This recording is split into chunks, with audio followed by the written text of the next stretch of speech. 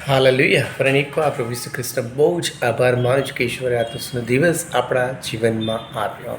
આજના સમયની અંદર એવું કહેવામાં આવે છે કે સમય નથી, નો થાય. જ્યારે આપણે એકબીજાને મળીએ છીએ ત્યારે ઘણીવાર ફોનમાં કહીએ છીએ, ઘણીવાર એવો મેસેજ આપીએ છીએ કે મારી પાસે અત્યારે સમય નથી. આજે બધાને સમયની શોર્ટેજ છે અને એ સમયની શોર્ટેજને કારણે ઘણીવાર મનુષ્ય જીવનને આપણે એટલા બધા વ્યસ્ત થઈ જઈએ છીએ કે આપણા સર્જનહાર, આપણા પિતા, આપણા દેવ, આપણા પરમેશ્વરની સાથે વાતચીત કરવાને માટે અથવા તો તેમની સાથે બેસવાને માટે પણ આપણી પાસે સમય નથી. પણ હું તમને કેટલીક બાબતો બતાવીશ કે જે બાબત એવું કહે છે કે સમય બચાવવા માટે મનુષ્યએ કેવા કાર્યો કર્યા અને કંઈ બાબતોનું ઇન્વેન્શન કરેલું છે. એવું કહેવામાં આવે છે સૌપ્રથમ સમય બચાવવાને માટે એક દેશથી બીજા દેશ જવાને માટે, એક જગ્યાએથી બીજા જવાને માટે એવું કહેવામાં છે કે 1886માં 29 જાન્યુઆરીએ વ્હીકલની શોધ કરવામાં આવી કે જેથી કરીને એક જગ્યાએથી બીજી જગ્યાએ જવાના માટે સમયને બચાવી લેવામાં આવે. અને ત્યારબાદ એમ કહે છે કે ફાસ્ટેસ્ટ વ્હીકલ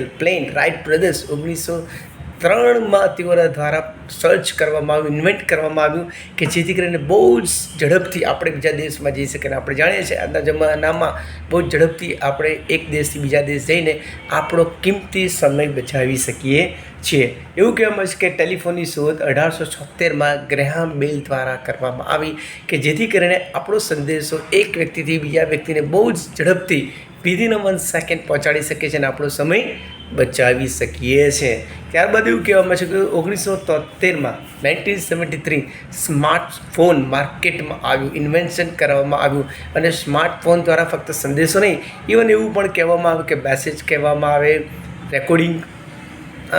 રેકોર્ડિંગ પણ મોકલવામાં આવે. અને એવું કહેવાય છે કે ત્યારબાદ આગળ જતાં એમ કહે છે કે જેમ લાઈવ ટેલિકાસ્ટ કરવામાં આવે છે એ ટેલિકાસ્ટ પણ કરવામાં આવ્યા અને એ દ્વારા એક વ્યક્તિ બીજા વ્યક્તિને પોતાનો મેસેજ આપી શકે, એક વ્યક્તિ બીજા વ્યક્તિની સાથે વાતચીત કરે અને એ દ્વારા એમ કહે છે કે કમ્યુનિકેશન કરવામાં આવે. છતાં પણ એવું કહેવામાં આવે છે કે વ્યક્તિની પાસે સમય નથી. Let me tell you, Bible એવું કહે છે કે તું મને હાંકમાં એટલે હું તને ઉત્તર આપીશ. કેટલા મહાન ઈશ્વર! જો તમે દુનિયામાં ઘણી બધી બાબતોનું સંશોધન કરો પણ બાઇબલનો ઈશ્વર કે જે રાજાનો રાજા અને પ્રભુના પ્રભુ છે, બાઇબલનો ઈશ્વર કે જે સમસ્ત આકાશ અને પૃથ્વી બનાવી છે, એ ઈશ્વર એવું કહે છે કે તું મને હાંકમાં એટલે હું તને ઉત્તર આપીશ. બાઇબલ એવું કહે છે કે પ્રથમ મનુષ્ય આદમ અને હવ્વાનું સર્જન દેવે કર્યું. સાયન્સ કહે છે કે વાંદરામાંથી મનુષ્યનું સર્જન કરવામાં આવ્યું, એ તદ્દન ખોટી વાત છે. પણ બાઇબલ એમ કહે છે કે દેવે પોતાની પ્રતિમા પ્રમાણે આદમ અને હવાનું સર્જન કર્યું અને દેવ તેમની સાથે દરરોજ વાતચીત કરતો હતો.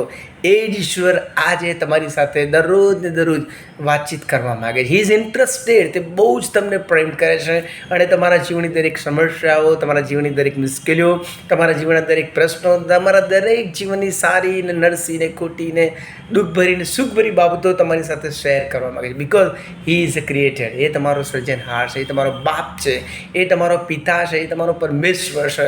તમે દુઃખમાં છો, તકલીફમાં છો, મુશ્કેલીઓમાં છો, સંકટોમાં હશો તો પણ તમારી સાથે તે આજે વાતચીત કરવા માગે છે, તમારું સાંભળવા માગે છે, તમારા દુઃખમાં ભાગીદાર થઈને તમને બચાવવા માગે છે. કારણ કે બાઇબલ કહે છે કે દેવે જ્યારે તમને પાપમાં જોયા, દેવે જ્યારે તમને નાશમાં જતા જોયા ત્યારે તમને એકને એક પુત્ર પ્રભુ ઈસુ ખ્રિસ્તને આ પૃથ્વી ઉપર મોકલી દીધા અને તમારા અને મારા પાપોની કિંમત કાલવારી ક્રુસ ઉપર તેમણે આપી દીધી. માટે જ બાઇબલ કહે છે કે તારણ ફક્ત પ્રભુ ઈસુ ખ્રિસ્તમાં જ છે અને તારણ ફક્ત પ્રભુ ઈસુ ખ્રિસ્ત દ્વારા જ મળે છે. માટે જ બાઇબલ એમ કહે છે કે પાપોની માફી આપવાનો અધિકાર ફક્ત પ્રભુ ઈસુ ખ્રિસ્તમાં છે. માટે પ્રભુ ઈસુ ખ્રિસ્ત કહે છે કે હું તમને પાપોની માફી આપીને નવું જીવન આપું છું. અને ઈશ્વર આ છે, મેં તમને શરૂઆતમાં જ કીધું તે પ્રમાણે કમ્યુનિકેશન્સ, ટ્રાન્સપોર્ટેશનના ઇન્વેશન દ્વારા આપણે એ બધી બાબતોને કેવી બનાવી દીધી, બહુ જ નજદીક લાવી દીધી. પણ પ્રશ્ન છે કે શું હું ઈશ્વરની પાસે જાઉં છું? શું હું ઈશ્વરને સમય આપું છું? શું હું જીવતા દેવ પ્રભુ ઈસુ ખ્રિસ્તને ઓળખું છું? શું હું જીવતા દેવ પ્રભુ ઈસુ ખ્રિસ્ત સાથે સમય ગાળું છું, બેસું છું, વાતચીત કરું છું? તો નથી કરતો તો આજે સમય છે કે જીવતા દેવ પ્રભુ ઈસુ ખ્રિસ્તની પાસે આવીએ. એ જીવતા દેવ પ્રભુ ઈસુ ખ્રિસ્તની પાસે બાઇબલ દ્વારા, પ્રાર્થના દ્વારા આપણો સમય ગાળીએ અને એ દ્વારા પ્રભુને પોતાનું જીવન સોંપીએ, પ્રભુની સાથે દરરોજ ને દરરોજ વાતચીત કરે. કારણ કે બાઇબલ કહે છે કે તું મને હાંકમાં અને હું તને ઉત્તર આપીશ. કેટલી મહાન આશીર્વાદ પ્રભુ ઈસુ ખ્રિસ્તે આપણને આપ્યો છે કે ઈશ્વર આજે પણ આપણને ઉત્તર આપવાને માટે તૈયાર છે. ફક્ત એક જ બાબત છે કે આપણે તેમને હાથ મારીએ અને આપણે તેમને કહીએ કે yes lord listen to me. મારી પ્રાર્થના છે આપણને ઈશ્વરનો મહાન આશીર્વાદ અને ચમત્કાર આપણા જીવનમાં અને આપણી આજુબાજુ જોઈ શકીશું. ફક્ત એક જ બાબત છે કે આપણે તેમને હાથ મારીએ અને આપણે તેમને વિનંતી કરીએ. ફરી એકવાર પ્રભુ આ વચન સમજવાના માટે તમારી સહાય અને મદદ કરે. આમેન.